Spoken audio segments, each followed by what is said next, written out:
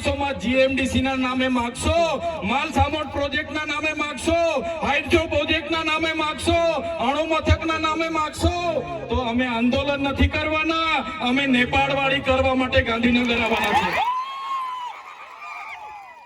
નેપાળવાળી કરવા માટે ગાંધીનગર આવીશું. તે દિવસે તમારો ને અમારો સામનો થશે, તે દિવસે ખબર પડશે ઓરિજિનલ આદિવાસીઓ કોણ છે તે. ત્યારે કેટલાક મીડિયા વાળા મિત્રોએ મને પૂછ્યું, તમારા ડેડિયાપાડામાં નરેન્દ્રભાઈ મોદી આવે છે, તમારું બધું પૂરું થઈ જાય. ત્યારે મેં મીડિયા વાળાને મિત્રોને કીધું, નરેન્દ્રભાઈ મોદી આવીને જાય પછી એમના મિત્ર ડોનાલ્ડ ટ્રમ્પને પણ લઈ આવજો. અમારા લોકોને હવે અમારા લોકો જાગી ગયા છે, અધિકારોની વાત કરીએ છીએ. સંવિધાન અધિકારો અમને આપો, સામાજિક અધિકારો આપો. અમને જે મળેલી અમારા અધિકારોની વાત અમે કરીએ છીએ ત્યારે અમને ખબર પડી ગઈ કે આદિવાસી સમાજ હવે જાગૃત થયો છે. ત્યારે બિરસા મુંડાના રથ જ્યારે લઈને ફર્યા, એમના મંત્રી તંત્રી મારું નામ લઈને મને ગાળ બોલે કે પેલો ચૈતર વસાવો અહીંયા આવે છે, આમ કરે છે, તેમ કરે છે, ફલાણું કરે છે, ઢીકડું કરે છે. એ મંત્રીઓને પણ કહેવા માંગુ છું, એ પ્રદેશ પ્રમુખને પણ કહેવા માંગુ છું, ચૈતર વસાવાને ગાળ બોલવાથી અમારા આદિવાસીઓનું ઉત્થાન નથી થવાનું. તમે આદિવાસીનું ઉત્થાનની વાત કરો. મને ગાળ બોલવાથી અમારા લોકોનો જો વિકાસ થઈ જવાનો હોય તો હું દરરોજ તમારી ઓફિસે તમારી ગાળ ખાવા માટે પણ તૈયાર છું. સાથીઓ, અમે આનંદભાઈ સાથે વિધાનસભામાં લડીએ, રોડ પર લડીએ, સદન પર લડીએ અને આદિવાસીઓની ન્યાયની વાત કરીએ, અધિકારની વાત કરીએ. આ લોકોને ગમતું નથી. આનંદભાઈ પર અનેક કેસ થાય, મારા પર અનેક કેસ થાય, અમને જેલોમાં નાખવામાં આવે, પણ અમે આ સરકારની જેલોથી અમે ડરવાવાળા લોકો નથી, અમે લડવાવાળા લોકો છે. સાથીઓ, આ મંચ પરથી કહેવા માંગીએ છીએ, આ ચૈતર વસાવાના, અનંત વસાવાને જ્યારે સમાજની જરૂર પડશે, અમે આ ધડ ધરવા માટે પણ તમારી સાથે તૈયાર છે. આ ધડ ધરવા માટે પણ અમે સમાજ માટે તૈયાર છે. એક ગુજરાતના મુખ્યમંત્રી ભૂપેન્દ્રભાઈ પટેલ, એક ગુજરાતના ઉપમુખ્યમંત્રી હર્ષભાઈ સંઘવીની પોલીસમાં પાણી નથી કે આ ચૈતર વસાવા આનંદ પટેલને અરેસ્ટ કરી શકે. ત્યારે સાથીઓ, જાગવાની જરૂર છે. આગળ ડોક્ટર સાહેબે કીધું, આપણી જે મૂળ સંસ્કૃતિ છે આપણે ભૂલી જાયેલા. આપણો નંદરિયો દેવ, આપણો ગામનો હિમાલયો દેવ, આપણો વાઘ દેવ, ગોવાળ દેવ, આપણો કાળિયો ભૂત, આપણે ધરતી માતાને પૂજનારા, આપણે નદી નાળાને પૂજનારા, આપણે ચંદ્ર અને સૂર્યને પૂજનારા, આપણે પ્રકૃતિના પૂજક તરીકે છે. ત્યારે જન્મ મરણની વિધિ, લગ્નની વિધિ આપણે ભૂલી ચાલ્યા છે. ત્યારે આજે આ લોકો આપણા પર જાતિનો દાખલો માંગે છે, પુરાવા માંગે છે. ભણેલા છોકરાઓને પૂછી લો. સાથીઓ, જે આપણી રીત પરંપરાઓ છે, આપણો જે પહેરવેશ છે, આપણા પૂર્વજો આઝાદી પહેલા ઓળખી કાઢતા હતા. ગોરા અંગ્રેજો આવ્યા, એમના પહેરવેશ, એમની બોલી પરથી આપણા પૂર્વજો જાણી ગયા કે આપણા દુશ્મન છે. આજે તો આપણે એ લોકોની સંસ્કૃતિ અપનાવતા થઈ ગયા, એ લોકોના પેન્ટ શર્ટ પહેરતા થઈ ગયા, એ લોકોના જીન ટી શર્ટ પહેરતા થઈ ગયા, એ લોકોના બૂટ સૂટ આપણે પહેરતા થઈ ગયા. આપણી બહેનો પણ આજે પંજાબી પહેરતી થઈ ગઈ, ડ્રેસ પહેરતા થઈ ગયા, ચોળિયા ચોરી પહેરતી થઈ ગઈ, જીન શર્ટ ટી શર્ટ પહેરતા થઈ ગયા. ત્યારે આવનારા દિવસોમાં આપણો દુશ્મન કોણ છે તે આપણને ખબર પડવાની નથી. ત્યારે આપણે મૌલિક નૈતિક મૂલ્યો આપણે જાળવવા પડશે. આપણી બોલી ભાષા આપણે સાચવવી પડશે. આપણો પહેરવેશ, આપણી સંસ્કૃતિ, આપણા વારસામાં મળેલી આપણી પરંપરાઓ, રીત રિવાજો આપણે સાચવવા પડશે. સાથીઓ, આપણા વિસ્તારમાં વૈશ્વિકરણના નામે જમીનો છીનવાય છે. ઔદ્યોગિકરણના નામે જીઆઈડીસી આવી, એમાં જમીનો છીનવાઈ ગઈ. અને તમે જોઈ લો, આજે ધર્માંતરણના નામે આદિવાસીઓને ભોળવામાં આવે છે. આજે શિક્ષણના નામે ધર્મના પ્રચારો થાય છે.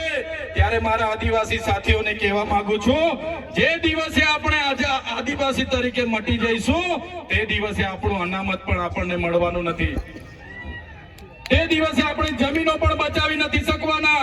સંવિધાને આપેલી જળ, જંગલ, જમીન પરના અધિકારો પણ નથી બચાવી શકવાના. ત્યારે આ લોકોને આપણે કહેવાનું છે કે આપણે હવે ઓરિજિનલ આદિવાસીની રીત રિવાજમાં પહેરવેશમાં આવા કાર્યક્રમમાં આપણા ઓજારો સાથે વાજિત્રો સાથે ઉપસ્થિત થયેલા છે ત્યારે મારા તમામ વડીલો તમામ યુવાનો માતા બહેનોને વિનંતી છે કે આ કાર્યક્રમ એ સમાજનો કાર્યક્રમ છે અને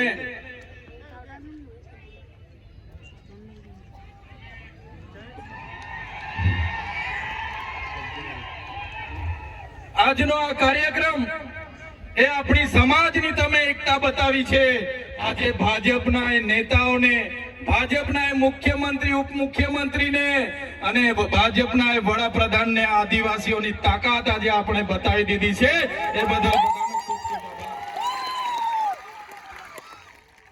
આપણી તાકાત છે અને જ્યારે પણ કોઈ જીએમડીસી ની વાત આ વિસ્તારમાં લઈને આવશે જ્યારે પણ આ વિસ્તારમાં હાઇડ્રો પ્રોજેક્ટના નામે ગામડાઓ વિસ્થાપિત કરવાની વાત કરશે કોરિડોરના નામે ગામડાઓને વિસ્થાપિત કરવાની વાત આવશે માલસામોડ પ્રોજેક્ટના નામે ગામડાઓ વિસ્થાપિત કરવાની વાત આવશે કે કેવડિયાની મારી બહેનોને હેરાન કરવાની વાત આવશે તે દિવસે પણ આવો ઘોડાપુર આપણે પહોંચવાનું છે તે દિવસે પણ ઘોડાપુર થઈને આપણે પહોંચવાનું છે ત્યારે મારા સાથીઓ મારા વડીલો મારા યુવાનો બાળકો સૌ તમે પોતાના વિસ્તારમાંથી પોતાના રોટલા ખાઈને પોતાના ભાડે થઈને તમે અહીંયા પહોંચેલા છો ત્યારે આ તમારો ભાવ આ તમારા અમારા પ્રત્યેનો પ્રેમ આ તમારો સહકાર અમારી તાકાત છે આજે અનંતભાઈ અને હું જ્યારે આવડી મોટી સરકાર સામે લડતા હોય આ સરકાર પર પોલીસ છે આર્મી છે એમના કલેક્ટર છે એમના એસપી છે એમની કોર્ટો છે એમનું તંત્ર છે યંત્ર છે મંત્ર છે પણ અમારી સાથે અમારી જનતા છે એ લોકો અમને ક્યારે કાઢી નહીં શકે સાથીઓ કોર્ટમાંથી હું છૂટીને આવ્યો અને આ પોલીસ એ ભાજપની પોલીસે ખોટા સોગંદનામા કર્યા અને સોગંદનામાના લીધે મને ડેડિયાપાડામાં આજે પ્રવેશ બંધી છે અને હું રાજપીપળા રેમ છું ત્યાં પણ કેટલાક પોલીસ અધિકારીઓને ભાજપના નેતાઓ કહે છે કે આને નર્મદામાંથી પણ બહાર કાઢો ત્યારે નેતાઓને હું કહેવા માંગુ છું તમે મને ડેડિયાપાડામાંથી બહાર કાઢશો તમે મને નર્મદામાંથી બહાર કાઢશો અમે અમારા લોકોના દિલમાં વસેલા છે ત્યાંથી ક્યારે બહાર નથી અમે અમારા લોકોના દિલમાં વસેલા છે ત્યાંથી કોઈની તાકાત નથી કે અમને તેમાંથી બહાર કાઢી શકે ત્યારે સાથીઓ હમણાં આપણો બધાનો વિરોધ જોઈને આપણી બધાની કામગીરી જોઈને આ લોકોએ હમણાં મંત્રીમંડળ બદલ્યું બધા મંત્રીઓને બદલી કાઢ્યા આપણા વિસ્તારમાં પણ 4 રબર સ્ટેમ્પ મંત્રીઓને રાખી દીધા છે ત્યારે આ સરકારને કહેવા માંગીએ છીએ ભેંસ દૂધ ઓછું આપે તો ત્યારે ભેંસના ખીલા બદલવાથી દૂધ વધતું ભેંસ દૂધ ઓછું આપે એના ખીલા બદલવાથી ભેંસનું દૂધ વધતું આવનારા દિવસોમાં સરકારને કહીએ છે મંત્રીઓ બદલવાથી અમારો કોઈ વિકાસ થવાનો નથી 2027માં અમે સરકાર બદલી દેવાના છે બદલી દઈશું ને આપણે તૈયાર છો બધા ત્યારે આ સરકારને ખબર પડશે કે સરકાર બદલવા વાળા આવી ગયા છે ત્યારે સાથીઓ વધારે વાતો નથી કરતા હજુ આપણે અહીંથી રેલીનું પ્રસ્થાન કરવાનું છે આજે વડાપ્રધાન નરેન્દ્રભાઈ મોદીજી ડેડિયાપાડામાં આવે છે એમ કરીને પરવાનગી તો માંગવાની હોતી નથી અમારે છતાં પોલીસ વિભાગ અને વહીવટી તંત્ર દ્વારા કહેવામાં આવ્યું કે જેમ બને તેમ પ્રોગ્રામ પતાવજો ત્યારે એમને કહેવા માંગીએ છીએ અમારો જે વડાપ્રધાનનો કાર્યક્રમ છે એમાં આગળ કીધું એમ પોલીસ 7000 છે આંગણવાડી કર્મચારીઓ આ લાભાર્થી તે લાભાર્થી કરીને ભીડ કરશો પણ આ ઓરિજિનલ આદિવાસીઓની ભીડ જોઈ લો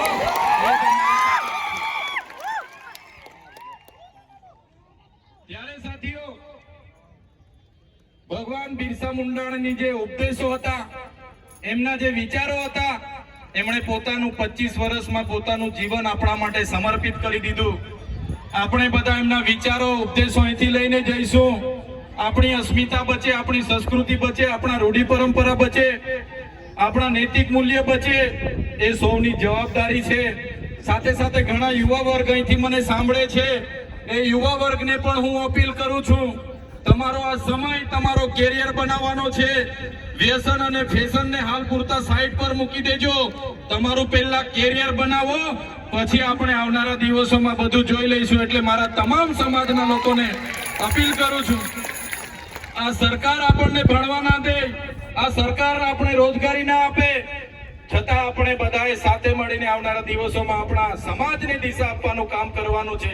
ત્યારે યુવાનો આ વાતને પણ ધ્યાનમાં રાખે અને બધા જ આપણે આપણી ભગવાન બિરસા મુંડાની જે પ્રતિમા છે ત્યાં ફુલહાર કરવા માટે રેલી સ્વરૂપે જવાનું છે. ત્યારે બધા જ લોકો, વડીલો, માતા બહેનો, બધા જ લોકો આ સાંસ્કૃતિક કાર્યક્રમોમાં ઢોલ નગારા